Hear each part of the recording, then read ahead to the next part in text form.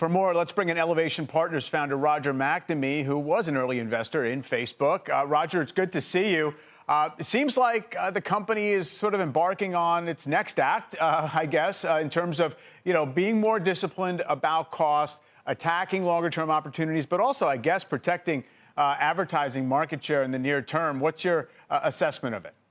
Well, the 3% increase in revenue was a really big deal, in my opinion, because as the company has admitted, the core market of North America is fully saturated. So getting gains there is a hard thing. But Meta has a unique advertising product. And as a consequence, if you're an advertiser trying to boost sales at the margin, this is the place they're going to go. And the company did a terrific job this quarter taking advantage of that. To me, the key thing for investors to pay attention to are the longer term challenges facing Meta. Obviously, the core business of Facebook is saturated in the key markets. Instagram is up against huge competitive threats from TikTok. And it's not just Apple going after the ad market, but the European regulators are beginning to make inroads there. And those are going to be headwinds that they're going to have to fight. And now, lastly, they are spending huge amounts of money on the metaverse. And candidly, at this point, I think it's really hard to make the case that that is money well spent. I do think the strategy is misguided. And from an investor point of view, the sooner they wake up to that and end that investment, the better off they'll be. Are they not redefining what the strategy is, or maybe you can kind of shift along the way? I mean, what exactly is being built at this point? Is it even well conceived? And if they're now recasting it as part of general, incorporating AI technologies into it, maybe the street has more tolerance for that.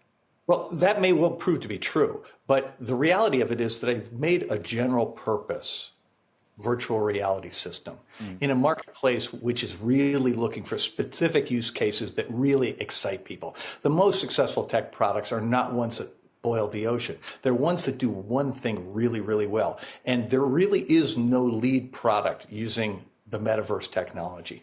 And I think the other thing investors really need to watch out for, the company has reduced its headcount by 30%.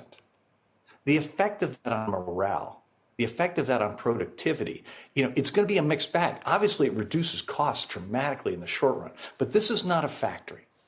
This is a company dependent on engineers doing their best work. So if you undermine morale in a structural way, it may be super hard to recover from that. And I think that's a thing investors need to pay attention to. I think the next couple quarters are going to continue to be strong, but I do think the longer term issues are really disturbing and should put a lid on the value that people put on this company. Yeah, we'll see. I mean, people are certainly captivated with just the profitability picture right now and the idea that they're not spending in a willy-nilly way. On AI, Roger, more broadly, it feels as if, really in a matter of months, it's become priority number one for all these huge companies, at least they're saying so. Huge amounts of investment. NVIDIA stock's flying because people can't buy enough or pay enough for their chips that help them out with this. How are we to think about it in business terms, in societal terms? Is it not just more, hey, software always gets better, smarter, and faster? Well, Mike, I think the real issue with AI today is that it's 99% hype for everybody but NVIDIA. It takes roughly $500 million worth of investment in NVIDIA product just to create one of these large language model AI systems. And so NVIDIA is getting paid by everybody.